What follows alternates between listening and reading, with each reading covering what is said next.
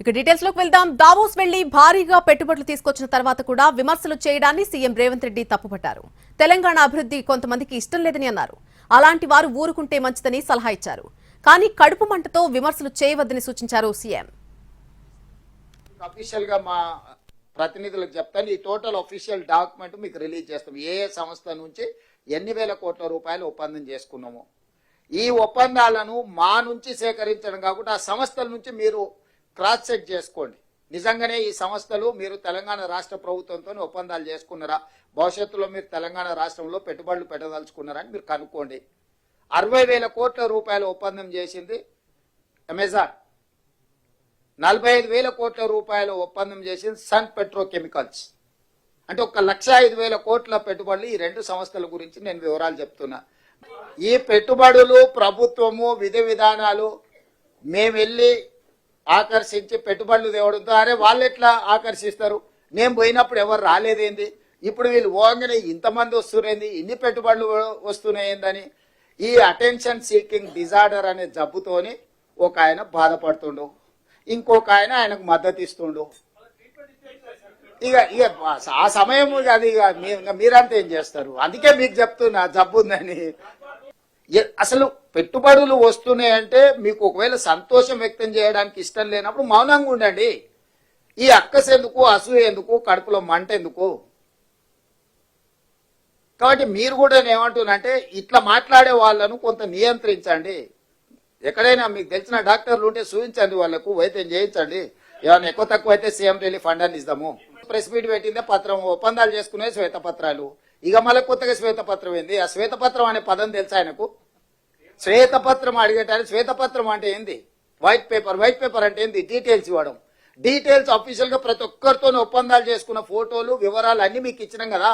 Secret గా ఉంటే, undeclared details ఉంటే, ప్రకటించని అప్రకటిత సమాచారం ప్రభుత్వం దగ్గర ఉంటే మనం శ్వేతపత్రం డిమాండ్ చేస్తాం. ఇప్పుడు వచ్చినన్ని పెట్టుబడులు గత 10 ఏళ్లలో రాలేదని అన్నారు మంత్రి శ్రీధర్ బాబు. ఇంత పెద్ద మొత్తంలో పెట్టుబడులు రావడం ఇదే ఫస్ట్ టైం అని చెప్పారు. ఏపీ కూడా పెద్ద ప్రణాళికతో దావోస్ వచ్చిందని, భవిష్యత్తులో ఆ రాష్ట్రానికి పెట్టుబడులు వస్తాయని అన్నారు. వచ్చే నెల 7న పెద్ద ప్రకటన రాబోతుందన్నారు శ్రీధర్ బాబు.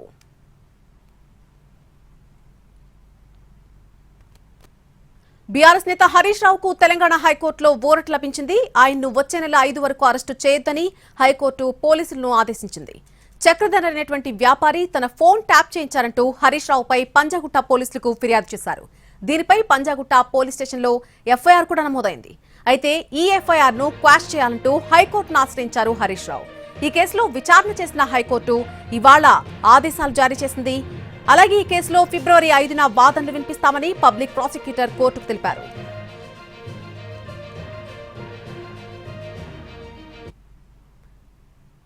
జూన్ లోపు ప్రభుత్వంలోని అన్ని నామినేటెడ్ పదవులు భర్తీ చేస్తామన్నారు ఏపీ సీఎం చంద్రబాబు. పార్టీ నేతలతో నిర్వహించిన టెలికాన్ఫరెన్స్ లో నామినేటెడ్ పదవుల భర్తీ, అభ్యర్థుల ఎంపికపై దిశానిర్దేశం చేశారు. నిన్న మొన్న పార్టీలో చేరిన వారి కంటే మొదటి నుంచి పార్టీలో ఉండి కష్టపడి పనిచేసిన వారిని ప్రోత్సహించాలని అన్నారు. పార్టీని నమ్ముకున్న వారికే పదవులు దక్కేలా చూడాల్సిన బాధ్యత ఎమ్మెల్యేలదే అన్నారు సీఎం చంద్రబాబు. 214 మార్కెట్ కమిటీలు, 1100 ట్రస్ట్ బోర్డులున్నాయని, వాటిల్లోనూ నియామకాలు కూడా పూర్తి చేస్తామని చెప్పారు. ఇక నామినేటెడ్ పదవులు పొందిన వారి పనితీరును 2 ఏళ్ల పాటు సమీక్ష చేస్తామని, దాని ఆధారంగానే భవిష్యత్తులో అవకాశాలుంటాయని అన్నారు. కష్టపడిన కార్యకర్తలు, నాయకులకు న్యాయం చేసేలా నామినేటెడ్ పదవులు ఇస్తామన్నారు. 2029లో మళ్లీ గెలిచేలా ప్రతి ఒక్కరి పనితీరు ఉండాలన్నారు సీఎం చంద్రబాబు. ఢిల్లీ ఎన్నికల ప్రచారంలో మిత్రపక్షాలను కూడా దింపుతోంది బీజేపీ. ఏపీ సీఎం చంద్రబాబు కూడా ఢిల్లీ ఎన్నికల ప్రచారంలో పాల్గొనబోతున్నారు. వచ్చే నెల 2వ తేదీన ఢిల్లీ వెళ్లనున్నారు చంద్రబాబు. బీజేపీ అభ్యర్థుల తరపున ప్రచారం చేయనున్నారు. AP deputy CM Pawan Kalyan కూడా ఢిల్లీ ప్రచారంలో పాల్గొనే అవకాశం ఉంది. ఢిల్లీలో వివిధ రాష్ట్రాలకు చెందినటువంటి ఓటర్లు పెద్ద సంఖ్యలో ఉన్నారు. దాదాపు 10 లక్షల మంది హస్తిన్లో నివసిస్తున్నారు. ఇక దీంతో పాటు టీడీపీతో పాటు మిత్రపక్ష పార్టీలను ప్రచారంలోకి దింపుతోంది కమలం పార్టీ.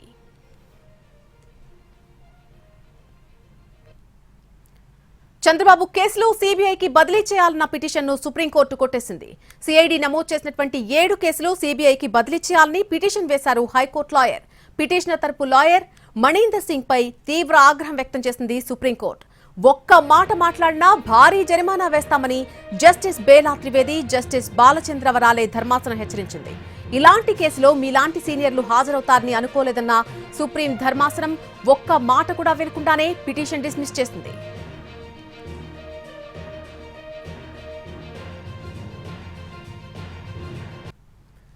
గుంటూరు కార్పొరేషన్లో టీడీపీ నేతలు చిచ్చు పెడుతున్నారని మాజీ మంత్రి అంబటి రాంబాబు విమర్శించారు. స్థాయి సంఘం ఎన్నికలకు ముందు కార్పొరేటర్లను కొనుగోలు చేస్తున్నారని తెలిపారు. ఒక్కో కార్పొరేటర్కు 30 నుంచి 50 లక్షల రూపాయలు ఇస్తున్నారని ఆరోపించారు. కూటమి ఎమ్మెల్యేలు వెళ్లి వైసీపీ కార్పొరేటర్లను ప్రలోభ పెడుతున్నారని తెలిపారు అంబటి రాంబాబు. దీన్ని ప్రజాకోర్టులో పెడతామని చెప్తున్నారు. ఎంతమందికి ఇస్తారో ఎంతమందికి కొంటారో బయట జరుగుతుంది. మా వాళ్ళకి ఫోన్ చేశారు, మా దగ్గర ఉన్న వాళ్ళకి వీళ్ళందరిలో చాలా మందికి ఫోన్ చేసి 30 ఇస్తాం వస్తారా, లేదా 40, 50 అని బాధ పెడుతున్నారు. అంటే వాళ్ళ దగ్గర పవర్ ఉంది, డబ్బు ఉంది. అంటే డబ్బుతోనూ అధికారంతోనూ వ్యక్తుల్ని కొనాలనుకునేవాళ్ళు, కార్పొరేటర్లను కొనాలనుకునేవాళ్ళు, వైసీపీ ఫ్యాన్ గుర్తు మీద గెలిచిన వాళ్ళని కొనాలనుకోవటం ఒక దుర్మార్గం, అమ్ముడు పోవటం మరొక దుర్మార్గం. అమ్ముడు పోయాడు, అమ్ముడు పోతున్నారు. ఇద్దరు వెళ్ళిపోయారు, కండువాలు వేసుకున్నారు. ప్రజలు దీన్ని గమనించాలి. మనం సిపిఎం తెలంగాణ రాష్ట్ర కార్యదర్శిగా జాన్ వెస్లీని ఎన్నుకున్నారు. సంగారెడ్డిలో జరిగినటువంటి సిపిఎం రాష్ట్ర మహాసభల్లో ఈ ఎన్నిక జరిగింది. ప్రస్తుతం కేవీపీఎస్ రాష్ట్ర అధ్యక్షుడిగా ఉన్నారు జాన్ వెస్లీ. అలాగే కొన్ని కీలక నిర్ణయాలు కూడా తీసుకున్నారు. 70 ఏళ్లు దాటిన నేతలకు రాష్ట్ర కమిటీ నుంచి ఉద్వాసన కల్పించాలని నిర్ణయం తీసుకున్నారు.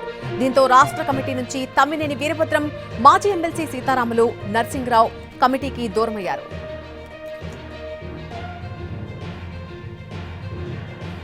కాంగ్రెస్ ఎంపీ రాహుల్ గాంధీ ఢిల్లీ మందిర్ మార్గ్లోని వాల్మీకి ఆలయాన్ని సందర్శించారు. ఆలయంలో ప్రత్యేక ప్రార్థనలు చేశారు. 2024 పార్లమెంట్ ఎన్నికల ముందు కూడా రాహుల్ గాంధీ వాల్మీకి ఆలయాన్ని సందర్శించారు. పట్బర్గంజ్, ఓఖ్లా నియోజకవర్గాల్లో రాహుల్ గాంధీ రోడ్ షోలు నిర్వహించనున్నారు.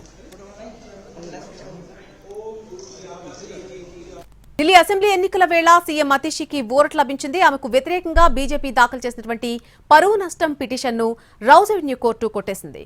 ఆమె మొత్తం పార్టీని ఉద్దేశించి మాట్లాడారని, ఒక్క వ్యక్తిని లక్ష్యంగా చేసుకుని వ్యాఖ్యానించలేదని కోర్టు పేర్కొంది. దీంతో ఆమెకు ఈ కేసులో ఊరట లభించింది. గతేడాది లోక్సభ ఎన్నికల ముందు మంత్రిగా ఉన్నటువంటి సమయంలో అతిషి బీజేపీపై తీవ్ర ఆరోపణలు చేశారు.